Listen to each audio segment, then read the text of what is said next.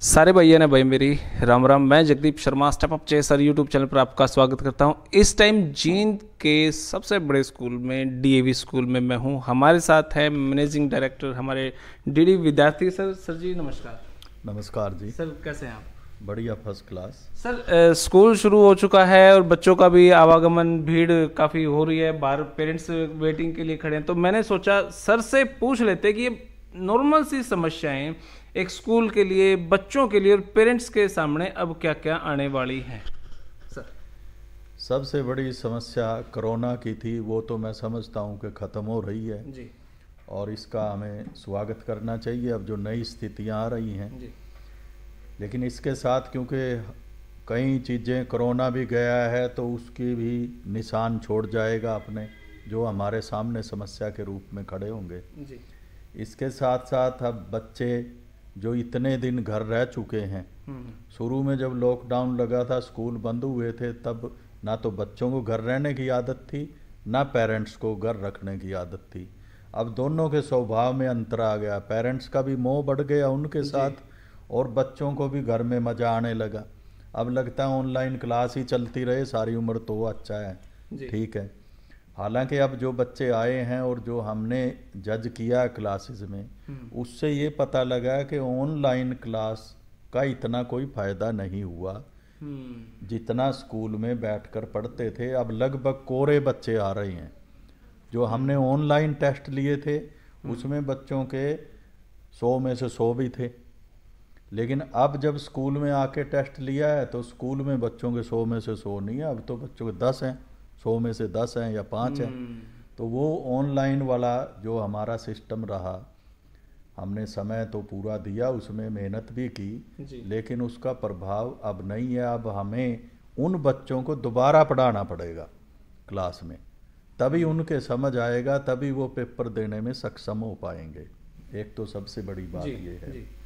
दूसरी बात अब जो आ रही है, आज ही सरकार का एक पत्र हमें प्राप्त हुआ है, 3 तारीख का, 3 फरवरी का भेजा हुआ है, सभी स्कूलों को भेजा है जिसके अनुसार ये लिखा गया है कि स्कूल के फीस के संबंध में जो ऑनरेबल हाई कोर्ट ने फैसले दिए हुए हैं, जिसमें लेटेस्ट फैसला 1 अक्टूबर 2020 का है, उसके अनुसार कार्रवाई की जाए। 1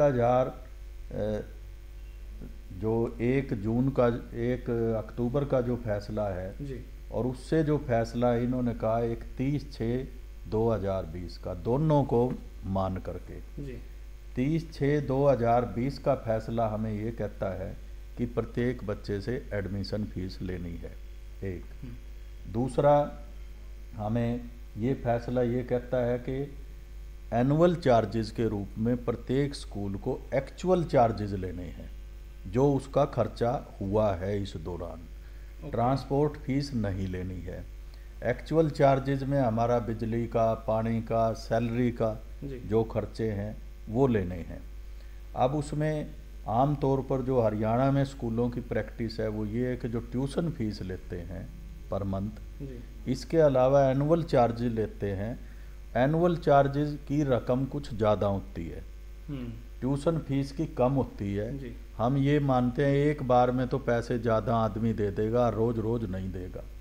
तो इसलिए हमारी अगर सारी ट्यूशन फीस भी आ जाए तो वो हमारे खर्चों का 60-70% तक कवर करती है। 30 से 40% जो हम था वो एनुअल चार्जेस से कवर करते हैं। अब चल रहा है फरवरी। अब फरवरी में क्या, ये कैसे संभव होगा कि हम अभिभावकों को ये कहेंगे कि एनुअल चार्जेस स्कूल में जमा कराएं, क्योंकि अब हाई कोर्ट का फैसला है। तो एनुअल चार्जेस जमा कराते वक्त पेरेंट्स को कष्ट होगा, हल्ला गुल्ला होगा, शोर मचाएंगे लोग। एक तो ये समस्या है जो स्कूलों ने फेस करनी है। फिर कैसे निकलेगी जी फीस? क्योंकि बहुत सारे पेरेंट्स का ये भी कहना भी कोरोना के टाइम हमारे काम धंधे खत्म हो गए, स्कूल की अपनी समस्या जायज है। स्कूल भी यही कहता है कि हमारा स्कूल ख़त्म हो गया, हमें कोई इनकम नहीं मिली इस दौरान में। तो इसलिए स्कूल अपनी अपनी स्थिति से जैसे भी हैं, क्योंकि ये तो अभी पत्र आया है अभी तक हाई कोर्ट का फैसला तो आ गया था जी। लेकिन सब लोग ये कहते थे जी सरकार का नहीं आया, तो सरकार के फैसले की इंतजार थी। तो अब ये नई स्थिति पैदा होगी, इसके साथ बातचीत करेंगे। लेकिन प्लस पॉइंट इसमें ये है जी। कि अब स्कूल खुलने जा रहा है। हमारे पास ना तो कोई तोप होती, ना तलवार होती, ना कोई ऐसा वैधानिक अधिकार हमें प्राप्त है कि किसी से जबरदस्ती फीस वसूल सके। लेकिन हमारे पास जो एक बच्चे आमने सामने जब आते हैं, स्कूल में आते हैं, वो एक विश्वास की ताकत हमारी होती है कि जब स्कूल का अध्यापक, स्कूल का प्रिंसिपल कुछ कहता है, वो बच्चे उसे सुनते हैं, पेरेंट्स भी सुनते हैं। जो पेरेंट्स नहीं सुनते, बच्चे उन्हें समझा देते हैं, क्योंकि उनके लिए टीचर सर्वोपरि होता है कि मेरे प्रिंसिपल ने, मेरी मैडम ने ऐसा कहा। तो उससे हमें बड़ी सपोर्ट मिलती है, हर मामले में मिलती है जी। तो हम समझते हैं कि अब भी मिलेगी। और कोई भी बच्चा ये पसंद नहीं करता कि उसके स्कूल में ये कहा जाए जी इस बच्चे ने फीस नहीं दी, इसलिए वो पेरेंट्स को कहता है जी फीस दो, मेरे स्कूल की मेरी तो फीस दो, मुझे नहीं पता कैसे होगा। वो हमारी असली ताकत है बच्चे। सरकार ने कोई इस तरीके का प्रावधान बनाया हो भाई, स्कूल अगर फीस ना निकलवा पाए तो कैसे फीस आ सके, इस तरह का कोई प्रावधान? हाँ, स्कूल ने इसके लिए प्रावधान, सरकार ने स्कूलों को ये प्रावधान दिया है जी। कि आप डीओ से संपर्क करें, डीओ को लिख करके दें। डीओ इस विषय में वैधानिक कार्रवाई करेंगे। वैधानिक का मतलब? वैधानिक का मतलब तो कुछ भी हो सकता है जी, जो भी उसमें एडमिनिस्ट्रेटिव कार्रवाई वो उचित समझेंगे वो करेंगे। कोर्ट कचहरी, पुलिस थाना तक? हाँ हाँ बिल्कुल, जो भी है। वैधानिक का तो यही मतलब है कि किस प्रकार से वो इस मामले में स्कूल की सहायता कर सकते हैं, ये विषय प्रशासन का रहेगा। और हम तो और कुछ कर ही नहीं सकते, हम तो फरियाद ही कर सकते हैं, या तो डीओ के पास जाएं या डीसी के पास जाएं कि जी लोग हमारी फीस नहीं दे रहे। तो उसके लिए प्रावधान किया गया है। और दूसरा ये था कि फीस, सरकार ने कहा था कि फीस नहीं बढ़ानी है, ट्यूशन फीस हर बच्चे ने देनी है।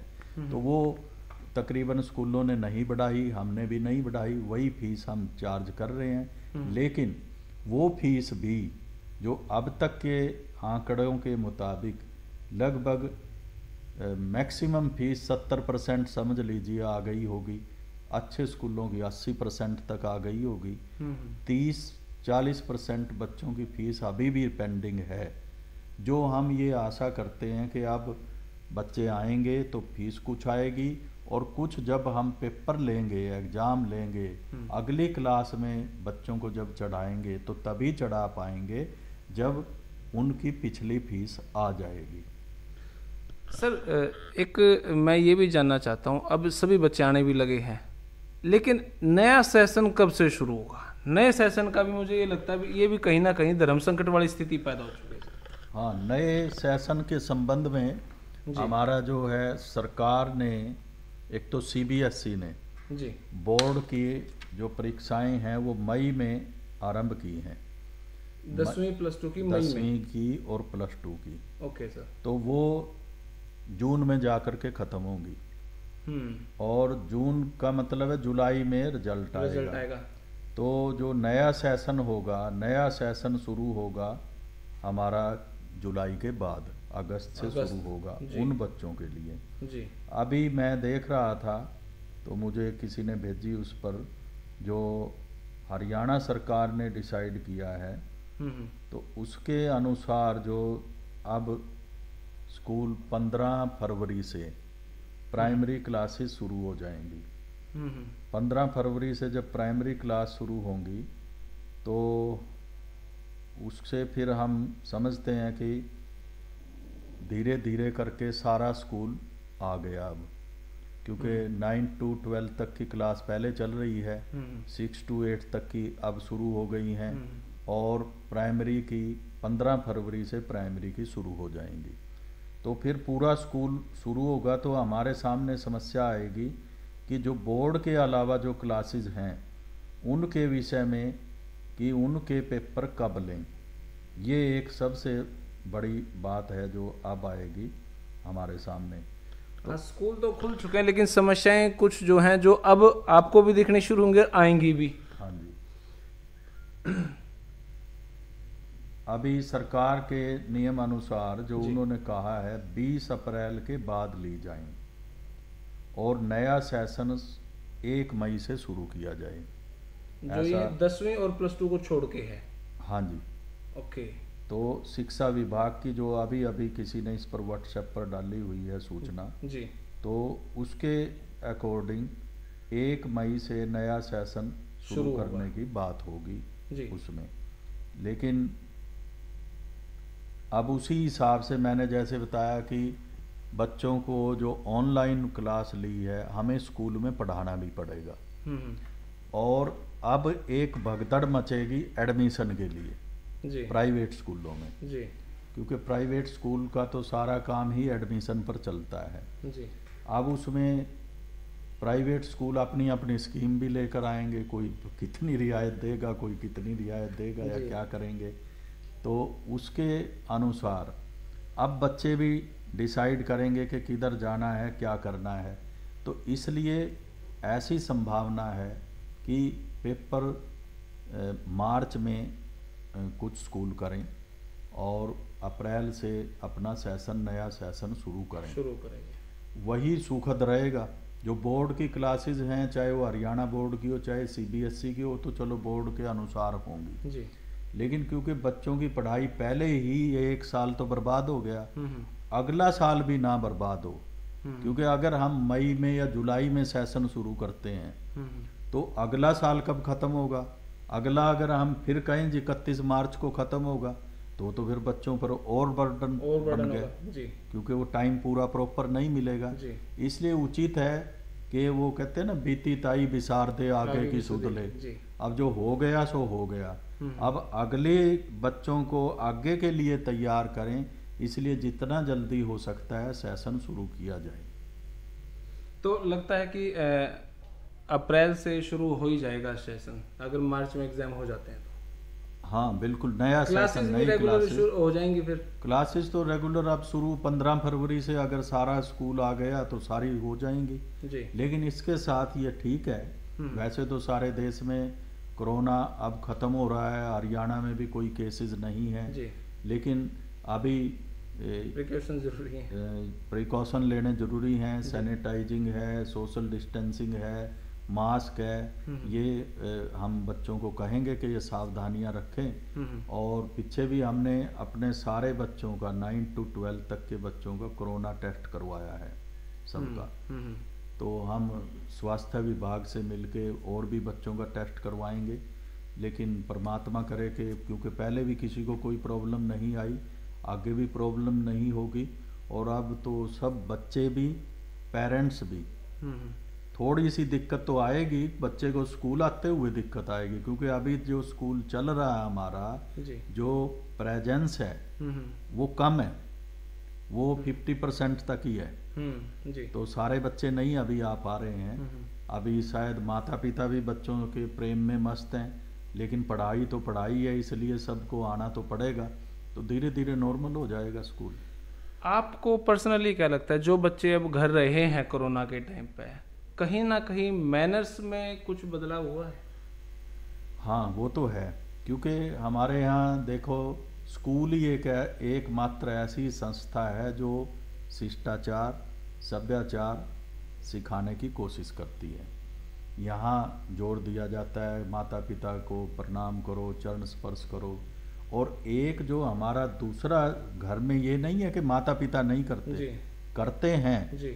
लेकिन आप देखते होंगे परिवार में अगर 2 भाई बहन हैं, 3 भाई बहन हैं, सबसे ज़्यादा घर में लड़ते हैं, छोटी छोटी बातों पर लड़ते हैं। और माता पिता के लिए सब बच्चे बराबर हैं, वो सख्ती कर नहीं सकते किसी के साथ। वो उसको भी कहते तू भी ठीक है, तू भी ठीक है। तो वो इस तरह से बात निपटाने की कोशिश करते हैं, जहाँ बच्चा थोड़ा सा बोल्ड हो जाता है। और एक सबसे गंदी बात, हमारे यहाँ जो सोसाइटी का स्ट्रक्चर है जी, वो गालियाँ देने का ज़्यादा है। तो हमें अब डर है कि बच्चे नई नई गालियों पर रिसर्च करके आएंगे जी। तो जब बच्चा स्कूल में रहता है तो कमो बेश 6 घंटे स्कूल में, तो 6 घंटे के लिए तो गालियों से दूर ही रहता है ना, उसका उनसे पाला नहीं। फिर उसके बाद होमवर्क का बर्डन है जो। हाँ, फिर होमवर्क है, तो थोड़ा सा वातावरण अलग हो जाता है। स्कूल में आने से बच्चे का सोचने का तरीका, रहन सहन का तरीका और उसका जो समय है जी। वो सारा बदल जाता है और अच्छी बातें की ओर ज़्यादा आकृष्ट होता है। क्या डीएवी स्कूल कुछ स्पेशल प्लान करेगा? बच्चों में जो मैनर्स थोड़े से खराब हुए होंगे तो कहीं ना कहीं स्पेशल क्लासेस से उनका कुछ ना कुछ इम्प्रूवमेंट हो? हाँ बिल्कुल, हम ये प्रयत्न करेंगे। और वैसे तो अभी सरकार ने सिर्फ 3.5 घंटे के लिए स्कूल खोला है। ऐसे में हमारे कुछ सब्जेक्ट ऐसे हैं, आर्ट है, म्यूजिक है और जो दूसरी एक्टिविटीज़ हैं उतनी नहीं करवाई जा सकती। लेकिन स्कूल में जब बच्चा आता है, स्कूल में तो एंट्री से ही डिसिप्लिन शुरू हो जाता है और सीखना शुरू कर देता है जी। लाइन में चलना है, लाइन में बैठना है, पूछ कर इधर उधर जाना है, तो वो सारी चीज़ें बच्चे को एक अनुशासन सिखाती हैं। इसके लिए हमें अलग से भी, जैसे पढ़ाई के लिए भी और शिष्टाचार सिखाने के लिए भी थोड़ी सी मेहनत की ज़रूरत है। माँ बाप से क्या उम्मीद रखते हैं? जो घर बैठे वीडियो देख रहे हैं, माँ बाप से क्या उम्मीद रखते हैं कि बच्चे में ये तो आप सिखा के भेजो? माँ बाप से तो यही उम्मीद है कि थोड़ा मोह कम करें, अब पढ़ाई की तरफ बच्चों का मन जाए। हर माता पिता ये चाहता है कि मेरा बच्चा पढ़े, बड़ा आदमी बने, मेरे बुढ़ापे का सहारा बने। और हर माता पिता ये चाहता है कि वो इतना शिष्ट हो, इतना सभ्य हो कि वो एक उदाहरण बन सके।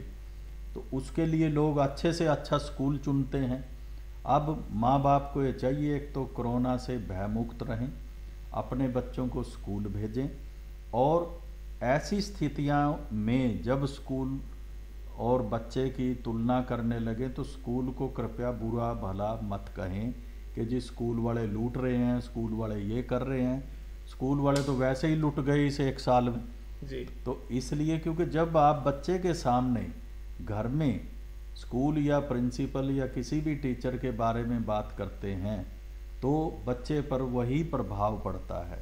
और जब टीचर जो आदर्श है उसका स्टेटस उसके दिमाग में नीचे जाता है तो साथ ही माता पिता का भी जाता है, क्योंकि दोनों विपरीत बातें लगती हैं उसे कि जो माँ बाप कह रहे हैं क्या वो ठीक है, या जो मैं स्कूल में देख कर आया हूँ क्या वो ठीक है।